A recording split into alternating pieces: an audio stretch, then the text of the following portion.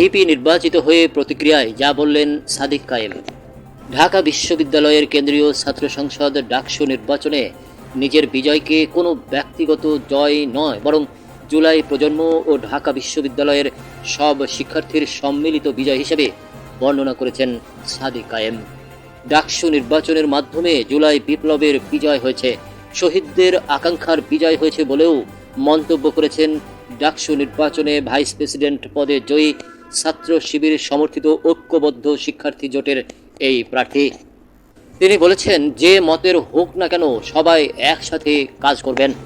বুধবার 10 সেপ্টেম্বর সকালে বিশ্ববিদ্যালয়ের সিনেট ভবনে আয়োজিত সংবাদ সম্মেলনে প্রতিক্রিয়া জানাতে গিয়ে সাদিক কায়েম এসব কথা বলেন। তিনি বলেন, আমরা স্মরণ করছি জুলাই বিপ্লবের সব শহীদকে, যাদের আত্মত্যাগের মাধ্যমে আমরা আজ বাংলাদেশ পেয়েছি এবং গণতান্ত্রিক পরিবেশে দাঁড়িয়ে নির্বাচন করছি। একই সাথে আমরা স্মরণ করছি মুক্তিযুদ্ধের শহীদ, 90-এর স্বৈরাচার বিরোধী আন্দোলনের শহীদ, আধিপত্যবাদ ও আগ্রাসনের বিরুদ্ধে সংগ্রামের শহীদদের। বিশেষভাবে স্মরণ করছি শহীদ আবরারকে, যিনি ছাত্রলীগের নির্যাতনের শিকার হয়েছিলেন।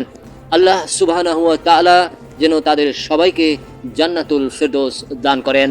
নবনির্বাচিত ভিপি বলেন, নির্বাচনে ভোট দিয়ে শিক্ষার্থীরা যে আমানত রেখেছেন আমরা যথাযথ পালন করব।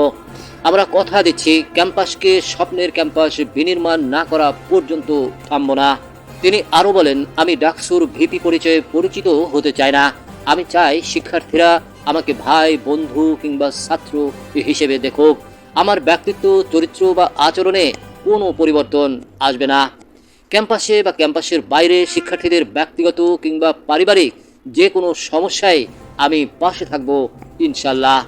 কায়েম বলেন, আমরা আমাদের সহযোদ্ধাদের নিয়ে একসাথে কাজ করতে চাই। আমরা যারা একসাথে নির্বাচন করেছি তারা প্রত্যেক এক একজন উপদেষ্টা। আমরা আশা করব তারা যে কোনো বিষয়ে আমাদেরকে পরামর্শ দেবেন, আমাদের ভুলগুলো ধরিয়ে দেবেন। তিনি আরও বলেন, ডাকসু নির্বাচনের আয়োজন সফল করার ক্ষেত্রে নারী শিক্ষার্থীদের ভূমিকা ছিল অগ্রণী। জুলাই বিপ্লবেও আমাদের বোনেরা সাহস জুগিয়েছেন। তাদের সেই আত্মত্যাগ ও অংশগ্রহণ আমাদের জন্য অনুপ্রেরণার।